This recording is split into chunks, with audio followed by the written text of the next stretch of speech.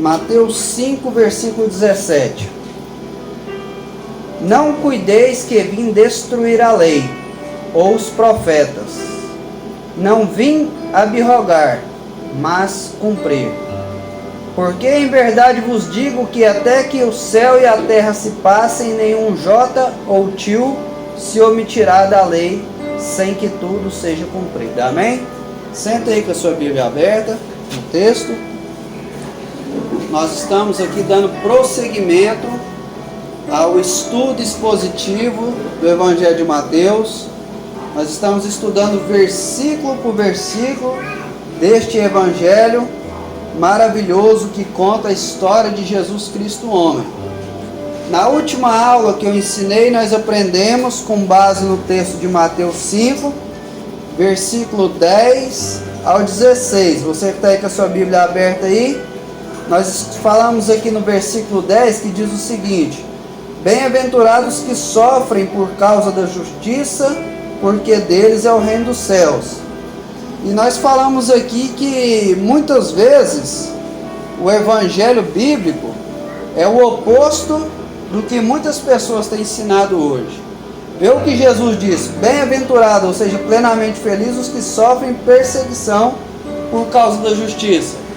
E eu disse na última aula que muitas pessoas hoje querem tirar a dor do meio do povo de Deus. Muitos pregadores querem ensinar que o povo de Deus tem que viver sem dor, tem que viver sem problema, tem que viver sem luta. Porém, a dor, o problema, eles são pedagógicos, eles nos ensinam. Quem estava aqui vai lembrar que eu disse o seguinte, que sobre a dor ser pedagógica, que quando eu era criança, mais ou menos do tamanho do Miguel, meu pai plantava uns girassol. Eu não lembro se o Jefinho estava nesse dia, eu acho que não, que ele é um pouco mais novo que eu. E aí eu cheguei lá, o Henrique eu acredito que estava. E eu fui lá no girassol, peguei uma abelha Europa, coloquei na mão e não estava bom, ainda balancei ela foi e me picou. Minha mão inchou tanto, meus dedinhos encostavam, não fechavam assim, tanto que inchou, os dedos ficou grosso. E aquela dor que eu senti ali me ensinou, ela foi pedagógica. Nunca mais ninguém precisou falar, não peguem a abelha não, que dá problema. E muitas vezes Deus nos permite passar por dores, por circunstâncias, para quê? Para que nós aprendamos e cresçamos e venhamos a crescer espiritualmente. E também no reino natural. E eu disse aqui no versículo 11, você que está com a sua Bíblia aberta aí, que diz o seguinte: bem-aventurados sois vós quando vos injuriarem e perseguirem, e mentindo disserem todo mal contra vós por minha causa. E versículo 12, você que está com a sua Bíblia aberta aí, que diz o seguinte: exultai e alegrai, porque é grande vosso galardão nos céus, porque assim perseguiram os profetas que foram antes de vós. E eu disse aqui que a perseguição faz parte da vida do crente fiel. Muitas vezes nós vamos ser mal compreendidos, muitas vezes nós vamos ser mal interpretados. Eu disse aqui que Moisés largou tudo, toda a regalia ali do Egito para sofrer com o povo, e muitas vezes ele foi mal interpretado. O próprio Cristo deixou um trono de glória para servir o povo e foi mal interpretado, ele foi caluniado, foi espancado. E nós também que somos servos de Deus, nós temos que estar preparados para isso. Se nem Jesus, que é Jesus, agradou todo mundo, hora ou outra nós vamos falhar. Por isso é importante a nossa fé também estar alicerçada em Cristo. Porque se a nossa fé estiver alicerçada em homens, quando essa pessoa que nós estamos crendo cair, se ele chegar a cair, nós também cairemos. Mas que Deus nos guarde disso. Eu falei no versículo 13 que diz o seguinte, está aí na sua Bíblia aí, versículo 13: vós sois o sal da terra, e se o sal for insípido, que há de salgar? Para nada mais presta, senão para se lançar fora e ser pisado pelos homens. Eu disse que o sal ele tem algumas funções, e algumas das funções que ele tem, eu disse a primeira é dar sabor. Por mais que uma carne seja gostosa, se ela não tiver um salzinho ali, ela não vai ser boa para comer. Uma comida bem temperada é muito bom, então o sal serve para dar sabor. E nós, como sal da terra, precisamos dar sabor a este mundo. Quando nós chegarmos em algum ambiente, aquele ambiente tem que ficar mais gostoso, tem que ficar mais leve, tem que ficar mais legal. Por quê? Porque nós somos o sal da terra. O sal serve para quê mais? Para produzir sede. E nós precisamos, como sal da terra, produzir sede nas pessoas de Cristo. As pessoas têm que olhar para mim, têm que olhar para o Gustavo, têm que olhar para os sócios e ter vontade de beber de Jesus, a fonte de água viva. Eu disse o que mais? Que o sal serve para quê? Para preservar. Até comentei que há uns anos atrás, na época da minha avó, quando minha mãe também era criança, não tinha geladeira igual agora. E muitas vezes eles salgavam as carnes. Para quê? Para preservar. E nós, como sal da terra, nós temos que o quê?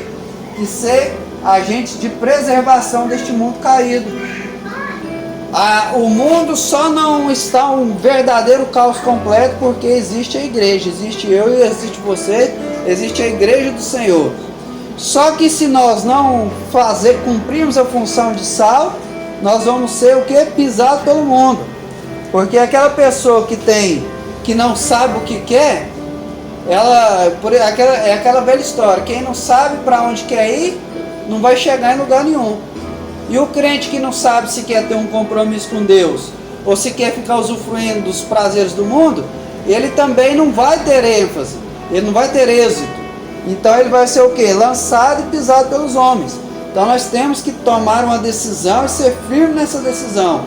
Assim como Daniel tomou uma decisão de não se contaminar com os manjares do rei e ficou firme nessa decisão. E aí nós chegamos no versículo 14 e 15, que diz que nós somos a luz do mundo. E eu disse naquela vez que a luz ela serve para quê? Para revelar o que está oculto. E eu falei o seguinte: se você está andando aí numa noite escura, sem lua, você não sabe se tem um buraco, você não sabe se tem uma cobra, você não sabe se tem algum perigo. E assim a pessoa que está andando sem a luz, que é a palavra de Deus, sem a luz na vida. Então, nós precisamos, como luz do mundo, mostrar os perigos da eternidade sem Deus para as pessoas. Nós precisamos ser fonte que as pessoas possam olhar para nós, assim como na época antiga, os navegantes eles iam viajar e se orientavam pela luz das estrelas.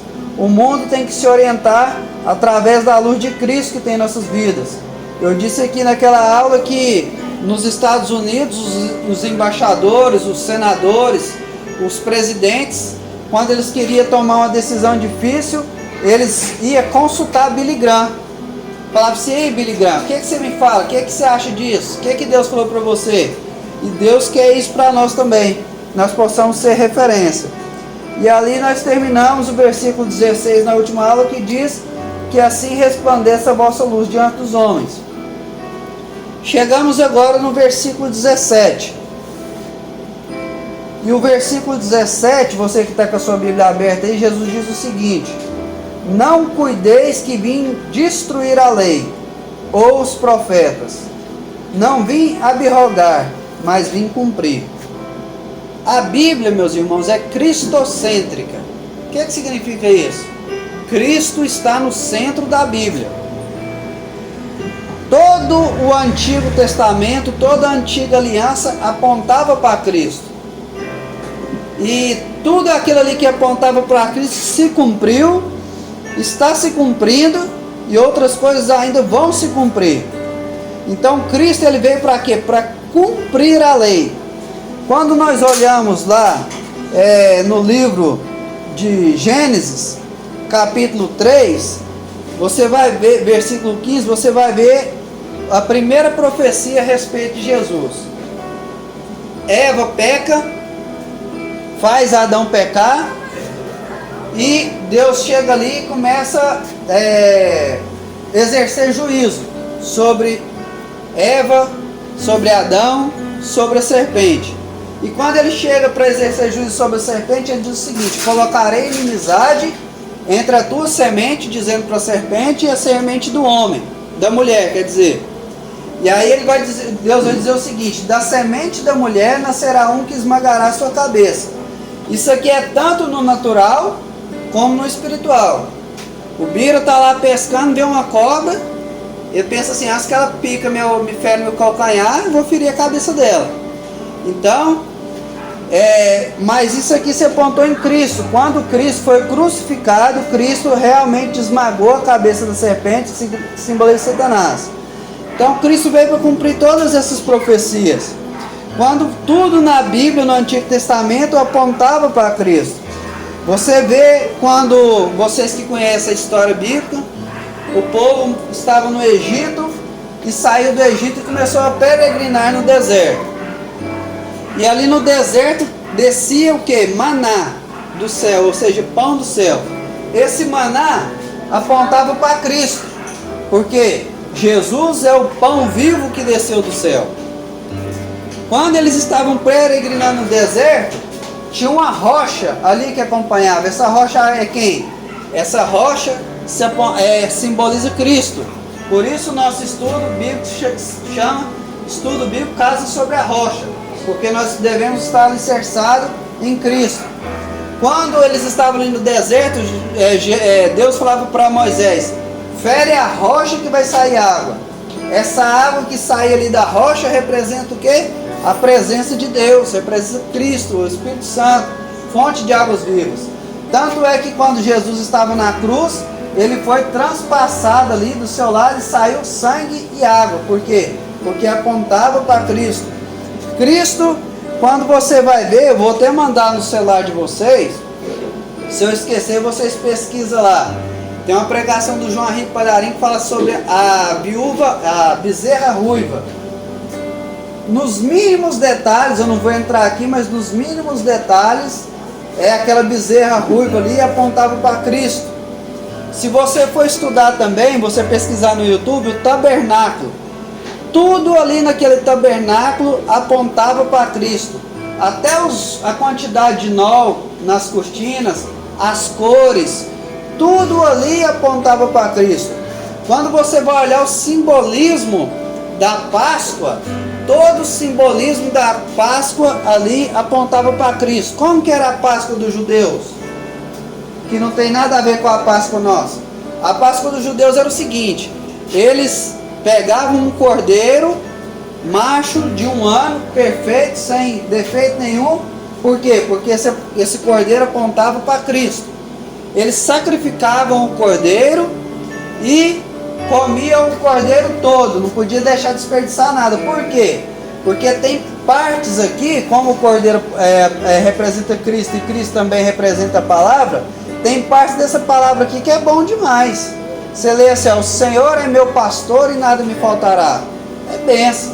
Você olha lá, Salmo 91, 1000 cairão ao teu lado, 10.000 à tua direita, mas tu não serás atingido. É bênção. Mas aí você chega aqui em algumas partes aqui como o seguinte: quem quiser vir após mim, tome a sua cruz. Cruz é o que? Morte, morrer para si mesmo.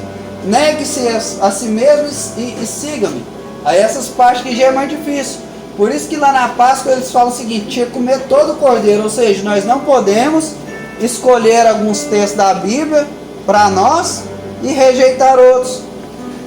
Outra coisa interessante na Páscoa ali que se cumpriu em Cristo era o seguinte: se a família fosse pequena demais para um cordeiro, eles podiam chamar outra família. Mas agora raciocina comigo: naquela época lá, o povo hebreu, eles tinham filho igual rato. Uma família ali que tinha pouco filho era 10, 12 filhos. Mas nunca o cordeiro era pouco para uma família. Ele podia ser suficiente ou ele podia ser muito. Se fosse muito, chamava outra família. Por quê? Porque Cristo sempre vai ser suficiente para nós. Nunca, nunca, nunca, em hipótese nenhuma, Cristo vai ser insuficiente. Jesus é suficiente para nós em tudo. Em tudo. Ali na Páscoa, o que mais que simbolizava ali que se cumpriu em Cristo? Eles pegavam, Fabrício, o sangue do cordeiro e passavam nos umbrais da porta. O que simboliza isso? O sangue do cordeiro, Jesus, foi derramado, vertido ali naquela cruz. Quando você vai olhar a Bíblia, tudo ali apontava para Jesus. Teve uma época que eles estavam peregrinando no deserto, tia Lazinha, e ali eles estavam pecando, murmurando, reclamando muito, e Deus deixou as serpentes, que a Bíblia chama de serpentes abrasadoras, ir lá e ferir eles, o povo de Deus. E é interessante que quando você, não sei se vocês já assistiram aquele Discovery Channel sobre o deserto, no deserto tem umas cascavel lá diferentes, não sei se você já viu, Jefferson. Elas ficam assim escondidinhas debaixo da areia, e quando passa alguma coisa ela vai lá e pica. E Deus deixou que essa serpente começasse a ferir o povo de Deus, por quê? Porque eles estavam murmurando. E aqui eu quero abrir um parênteses. A murmuração atrai maldição. A gratidão atrai milagres. Reclamar da vida só traz miséria. Agora louvar e agradecer traz milagres. Quando Jesus ia multiplicar o pão, ele não fazia uma grande oração. Meu Deus, eu quero te pedir neste momento, multiplica este pão agora. Ele não fazia isso. Ele partia e falava assim, graças te dou.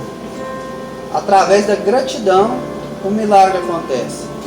Então, voltando aqui o texto, tudo isso se cumpriu em Cristo. Por isso ele disse, eu não vim para destruir a lei aos profetas, eu vim para cumprir.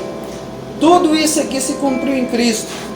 Quando você vai observar a questão de...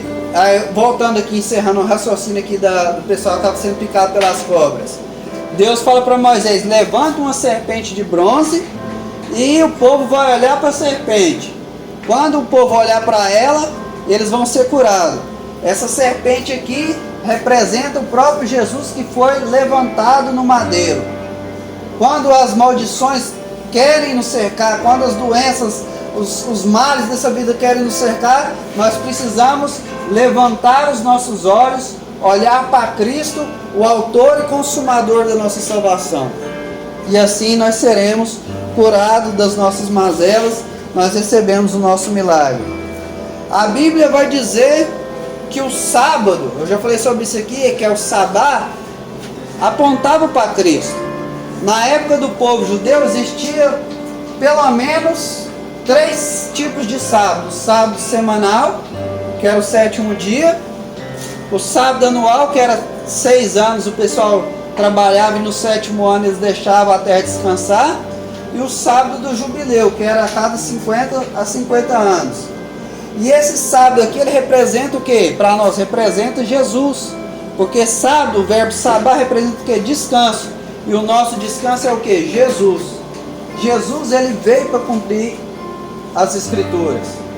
Como eu já disse aqui outras vezes, pode pegar as mentes mais brilhantes da terra. Se fosse para escrever uma Bíblia igual escreveu aqui, cerca de 40 autores diferentes, cerca de 1.600 anos para ser escrita, e ela se encaixasse como um quebra-cabeça, eu acredito, eu tenho convicção que não dava conta.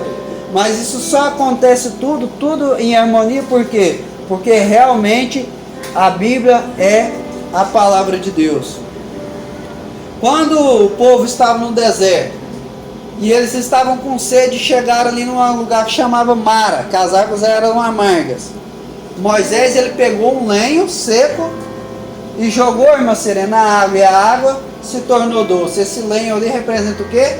Representa a cruz de Cristo, o sacrifício de Cristo. Quando as coisas estiverem amargas na nossa vida, quando as coisas estiverem difíceis na nossa vida, e o próprio salmista diz no Salmo 119, versículo 71, foi bom eu ter passado por aflições, porque elas me aproximaram de ti. Quando as aflições bateram a nossa porta, porque elas vão bater. Quando as dificuldades bateram a nossa porta, que elas vão bater. Quando a vida estiver amargosa, porque às vezes a vida vai ficar amargosa, nós precisamos estar mais juntinho de Deus, mais juntinho de Cristo, e pedir a Ele, Senhor, assim como aquele lenho ali transformou aquele amargo em doce, Senhor, entra na minha vida agora, Espírito Santo, entra na minha vida agora, Deus, com providência na minha vida, e transforma essa amargura, aleluia, em alegria. Quando o povo de Israel foi entrar em Jericó, Raabe, ela tinha crido em Deus. E aí eles falaram assim, não, tudo bem, porque você cuidou de nós, nós vamos cuidar de vocês. O pessoal de Israel falou, vamos fazer o seguinte, Você coloca um cordão de escarlate vermelho na janela da sua casa. E o dia que nós fomos lá destruir, aonde tiver aquele cordão de escarlate, nós não vamos entrar e não vamos destruir. Esse cordão de escarlate aponta o quê? Para quê? Para o sangue de Cristo. O inimigo, ele quer chegar na vida dos sócios e destruir ele. Quer chegar na vida do irmão Silvano e destruir. Mas quando ele chega lá, ele bate o olho e vê a marca do sangue de Cristo espiritualmente. E ele tem que partir em retirada. Por quê? Porque há poder no sangue de Jesus. Glórias a Deus. Todos os sacrifícios e holocaustos do Antigo Testamento apontavam para Cristo. Aleluias. Glórias a Deus. As dezenas de profecias de Isaías, por exemplo, aquela que diz: um menino nasceu, um filho se nos deu, o seu nome é maravilhoso, Conselheiro, Deus forte, Pai da eternidade, Príncipe da paz. Tudo se cumpriu em Cristo. Abra sua Bíblia aí no Salmo 22, aonde tem um marcador de texto aí, ó, Salmo 22. Olha para você ver o tanto que a palavra de Deus é perfeita. E olha para você ver que Jesus, ele não veio para destruir a lei, ele veio para cumprir. Tudo isso se cumpriu. Na onde tem o marcador aí, Salmo 22.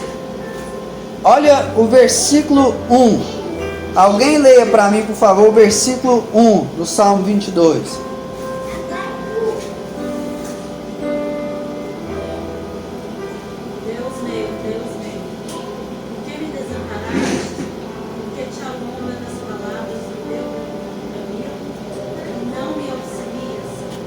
Amém?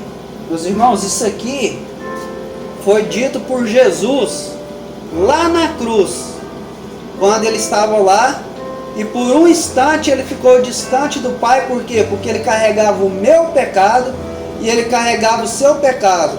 E ele disse ali naquela cruz, antes de entregar o seu Espírito: Deus meu, por que me desamparaste? Só que isso aqui foi escrito mais de 700 anos antes disso acontecer, mas já estava profetizado.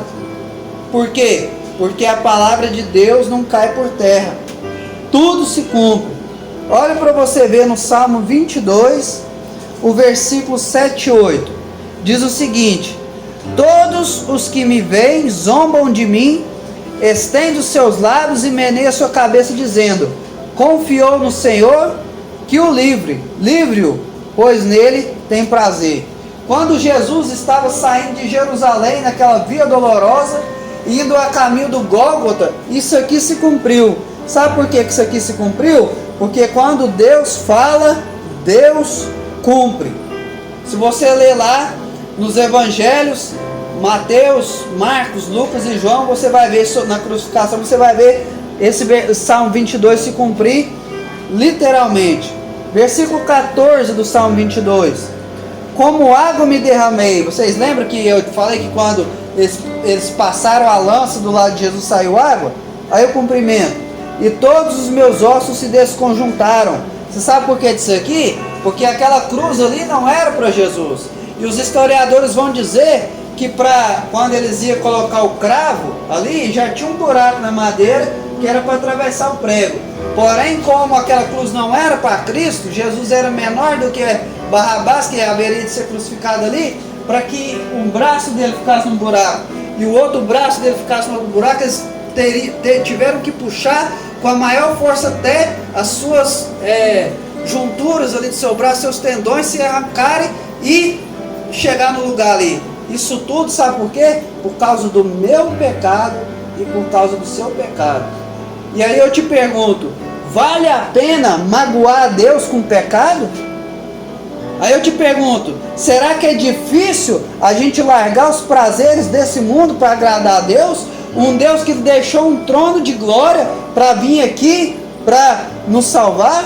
Será que é tão difícil assim largar o álcool? É tão difícil assim largar a pornografia? Será que é tão difícil assim largar a prostituição? Será que é tão difícil assim largar o pecado que tão de perto nos rodeia? Olha o que é que Jesus fez por nós, meus irmãos. Versículo 16: pois me rodeiam como cães ou ajuntamento de malfeitores. Me cercou, transpassaram-me os pés e mãos. Ou seja, aconteceu lá na crucificação. Versículo 18: repartem entre si os meus vestidos e lançam sorte sobre a minha túnica. Tudo isso aqui se cumpriu literalmente lá na cruz. Eles repartiram, lançaram sorte sobre a túnica de Jesus e rasgaram as vestes de Jesus com o intuito de humilhar ele. Mas Deus já sabia disso tudo e deixou de antemão escrito que essas coisas iam acontecer. Versículo 30 e 31 do Salmo 22. Uma semente o servirá, falará do Senhor de geração em geração. Chegarão e anunciarão a sua justiça ao povo que nascer por quanto ele fez. Essa semente somos nós, irmão. Nós estamos aqui falando sobre o que Jesus passou até hoje. Por quê? Porque a palavra de Deus não cai por terra. Volta aí onde está o marcador de texto. Mateus 5, versículo 18, para nós partirmos para o encerramento. Diz o seguinte: porque em verdade vos digo, que até que o céu e a terra se passem, nenhum tio se omitirá da lei, sem que tudo seja cumprido. Meus irmãos, tudo que está nessa Bíblia aqui vai se cumprir. Muitas coisas já se cumpriram, outras estão se cumprindo, e as outras vão se cumprir. Queira nós ou não, acreditamos nós ou não. Só para você ter uma base, o que é a palavra de Deus, o que é a profecia de Deus. Volta aí sua Bíblia aí um pouquinho, em Isaías. Você vai voltar umas páginas aí, você vai lá na Isaías 60, versículo 8 e 9. Está na página 881, para a gente já partir para o encerramento. Olha para você ver o que é a palavra de Deus. Página 881, Isaías 881, Isaías 60, nós vamos ler o versículo 8 e 9. Isso aqui foi uma profecia no tempo do profeta Isaías, também mais ou menos cerca de 700 anos antes de Cristo. Isaías 60, versículo 8 e 9, está na página 881, você que tem a Bíblia aí igual a nossa aqui. Olha essa profecia. Isaías dizendo: quem são esses que vêm voando como as nuvens e como pombas às janelas? Certamente as filhas me aguardarão, e primeiro os navios de Tarsis, para trazer teus filhos de longe, a sua prata e o seu ouro com eles, na santificação do nome do Senhor teu Deus e do Santo de Israel, porquanto te gloriou. Essa profecia aqui se cumpriu há pouco mais de 70 anos atrás, quando Israel voltou a ser nação, através de um voto de um brasileiro, Oswaldo Aranha, que eles ganharam ali através desse voto desse brasileiro, e Israel voltou a ser uma nação. Se cumpriu este versículo aqui, ó. Quem são esses que vêm voando como nuvens e como pombas às suas janelas? Quando Israel voltou a ser nação, os judeus que estavam espalhados pelo mundo inteiro começaram a voltar em aviões. Naquela época não teria como ele falar, era avião, não existia avião. Mas a visão que ele viu foi o quê? Voando como as nuvens, como pombas às janelas. Eu imagino o profeta vendo os judeus olhando ali pela janelinha do avião, a sua pátria, e chorando com alegria, voltando para morar no seu país. Sabe por que disso? Porque quando Deus promete, Deus cumpre. Outros vieram aqui, ó, versículo 9, né, nas ilhas de navios através de Tarsis. Fato é que quando Deus promete, Deus cumpre. O próximo grande acontecimento do relógio de Deus vai ser o arrebatamento.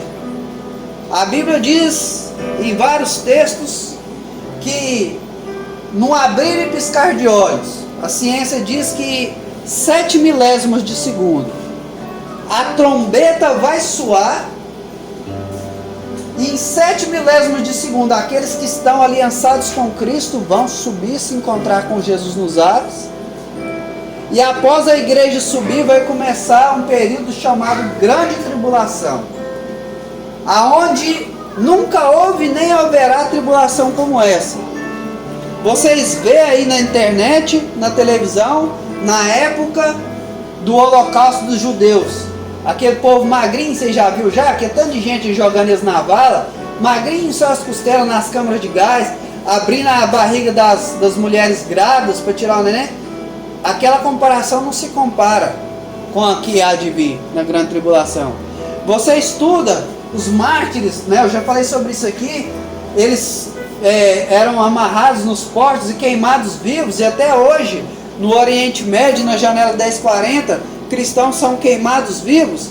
Nunca houve, nunca haverá tribulação como a que vai vir. Vai ser pior do que isso. Vai ser pior. Não, nós não podemos comparar. Mas a esperança nossa é que a igreja vai estar com Jesus nas bodas do Cordeiro. E aí haverá, depois da grande tribulação, o milênio. E, por fim, o juízo final. A pergunta é: qual é a resposta que nós daremos mediante a essas verdades? Meus irmãos, eu não sei se você treme perante essa verdade, mas eu tremo.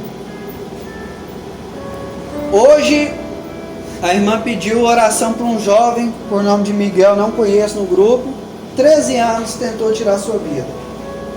Uma criança de 13 anos já não está suportando as pressões e as tribulações deste mundo. Agora você imagina, meu irmão, quem perder a salvação e for para o inferno, porque temos que falar sobre isso, porque Jesus falou muito sobre isso, e a Bíblia vai dizer que lá é onde o bicho não morre e o fogo não apaga. E lá não vai ser 1000 anos, não vai ser 10 milhões, 10 trilhões, 10 quadrilhões de anos. Vai ser eternidade distante de Deus. Vai ser muito triste. Por outro lado, para nós que cremos em Cristo, que temos uma aliança com Deus, nós estaremos no céu para sempre com Deus. Nós poderemos ver Jesus como Ele é. Nós poderemos desfrutar de plena paz. A Bíblia diz que lá não haverá mais choro, lá não haverá mais pranto, lá não haverá dor nem morte, nada. Lá vai ser só vitória. Então, eu quero dizer para vocês o seguinte, quero convidar já os sócios para vir aqui, para estar adorando ao Senhor quando nós vamos orar. Eu quero dizer para vocês o seguinte: uma coisa é errar não conhecendo as Escrituras, outra coisa é errar sabendo certo. E graças a Deus a palavra de Deus tem sido ensinada aqui no nosso meio, e eu tenho certeza que vocês e eu daremos a resposta correta para tudo que Deus tem feito por nós. Nós vamos orar. Qual que é o pedido da oração, irmã Alessandra, que você pediu?